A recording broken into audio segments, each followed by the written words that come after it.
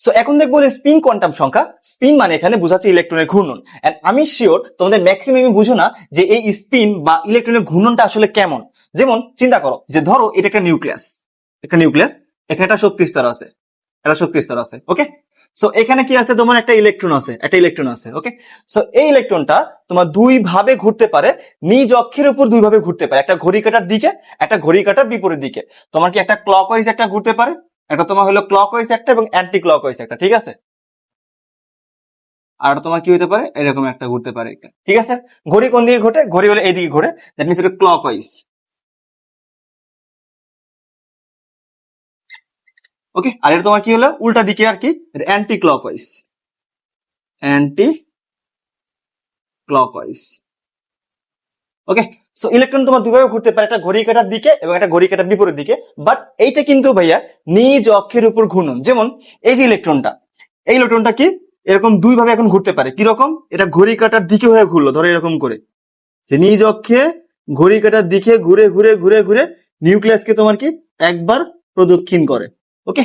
So দেখো তো, দেখো দেখো তো ডিরেকশন কোন দিকে, ডিরেকশন কিন্তু ঘড়ি কাঁটার দিকে, মানে এটার মতো। সো ক্লকওয়াইজ হলে এটাকে আমরা ধরতে পারি যে এখানে যে স্পিনের মান এর সমান সমান প্লাস হাফ, এর ধরতে পারি প্লাস হাফ, যেটাকে আমরা অরবিটালের মধ্যে এরকম সাইনে দেখাই, ওকে। আচ্ছা, এখন এই সেম জিনিস আমি যদি তোমাদের আরেকটা দেখাই, যে ধরো এখানে একটা তোমার নিউক্লিয়াস আছে এবং এখানে একটা তোমার শক্তি স্তর আছে এবং এইখানে একটা ইলেকট্রন আছে, ওকে। তাহলে মাইনাস হাফটা কেমন হবে, মাইনাস হাফটা অবশ্যই কি হবে, এটা যদি ক্লকওয়াইজ হয়, এটা যদি তোমার ভাইয়া ক্লকওয়াইজ হয়, এটা যদি ক্লকওয়াইজ হয় তাহলে কি হবে, অ্যান্টি ক্লকওয়াইজ হবে।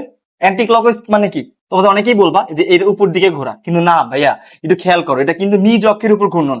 আমার ডিরেকশন কিন্তু সেমই থাকবে, এরকমই থাকবে, এখানেও ডিরেকশন কি আমার সেমই থাকবে, বাট এখানে ঘূর্ণনটা হবে নিজ অক্ষের বিপরীতে, অর্থাৎ তোমার হলো অ্যান্টি ক্লকওয়াইজে। দেখো তাহলে কেমন হবে, এখানে এইভাবে ঘুরবে, এইভাবে ঘুরবে, ঠিক আছে, এইভাবে ঘুরবে। দেখো ডিরেকশনে দেখো যে আমার হলো কোন দিকে আসতেছে, ওই যে অ্যান্টি ক্লকওয়াইজের দিকে উঠতেছে আর কি, হ্যাঁ, অ্যান্টি ক্লকওয়াইজের দিকে উঠতেছে। বুঝে গেছে বিষয়টা। এই জন্য এই ক্ষেত্রে আমরা লিখতে পারি এর সমান সমান আমরা মাইনাস হাফ, যেটাকে আমরা অরবিটালের মধ্যে এরকম সাইন দ্বারা প্রকাশ করি, ওকে। সো এই যে স্পিন, তাহলে স্পিন মানে এখানে কি বলতে পারি আমরা, স্পিন মানে বলতে পারি যে ইলেকট্রনের নিজ অক্ষের চারদিকে চারদিকে ঘূর্ণন, ওকে। ইলেকট্রনের নিজ অক্ষের চারদিকে ঘূর্ণন।